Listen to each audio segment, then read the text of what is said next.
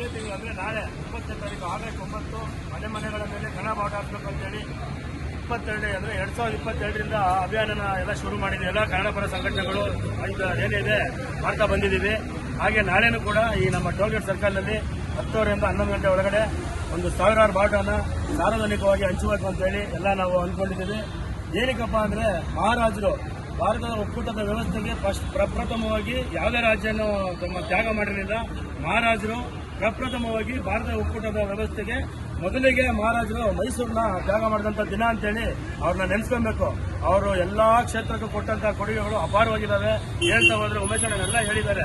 Mysuru lamps ಇರ್ಬೋದು, ಹಾಗೆ ಕನ್ನಡ ಸಾಹಿತ್ಯ ಪರಿಷತ್ತು, ಕನ್ನಡ ಏನಾದರೂ ಉಳ್ಕೊಂಡಿತ್ತು ಅಂದರೆ ಮೈಸೂರು ಮಹಾರಾಜರ ಆಳ್ವಿಕೆಯಲ್ಲಿ ಕನ್ನಡನ ಪ್ರಪ್ರಥಮವಾಗಿ ಜಾಸ್ತಿ ಬಳಸ್ತಾ ಇದ್ದಂಥವ್ರು ನಮ್ಮ ಮಹಾರಾಜರು.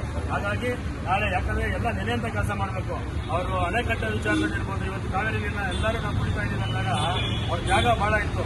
ಮಹಾರಾಣಿಯವರು ಮುಂಬೈ ಮಾರ್ಕೆಟಲ್ಲಿ ಹೋಗಿ ತನ್ನ ಒಡವೆಗಳನ್ನೆಲ್ಲ ಮಾರಿ ಅಣೆಕಟ್ಟು ಅಂತ ಕಟ್ಟುವಂಥ ಜಾಗಿ ಅವರಾಗಿರ್ತಾರೆ. ಅದಕ್ಕಾಗಿ ನಾವೆಲ್ಲರನ್ನ ಅವ್ರನ್ನ ನೆನೆಸ್ಕೊಳ್ಳೋಂಥ ದಿನ. ಅವ್ರನ್ನ ನೆನೆಸ್ಕೋಬೇಕಾದ್ರೆ ನಾವು ಕನ್ನಡ ಬಾವುಟಗಳನ್ನ ಹಂಚಿ ಮನೆಗಳ ಮೇಲೆ ಮಳಿಗೆಗಳ ಮೇಲೆ ಹಂಚಿ ನಾವೆಲ್ಲ ಆರ್ತಿ ಅಂತ ಕೆಲಸ ಮಾಡಿ ಅವರ ಹೆಸರನ್ನ ನಾವು ಶಾಶ್ವತಗೊಳಿಸುವಂಥ ಕೆಲಸ ಮಾಡೋಣ ಅಂತೇಳಿ ನಮ್ಮ ಮನೆಗಳ ಮೇಲೆ ಎಲ್ಲರೂ ದಯಮಾಡಿ ಕನ್ನಡ ಬಾವುಟ ಆರ್ತಿ ಅಂತೇಳಿ ನಿಮಗೆ ಮನವಿ ಮಾಡ್ತಾ ಇದ್ದೀವಿ. ಎಲ್ರಿಗೂ ವರಮಹಾಲಕ್ಷ್ಮಿ ಹಬ್ಬದ ಶುಭಾಶಯಗಳು.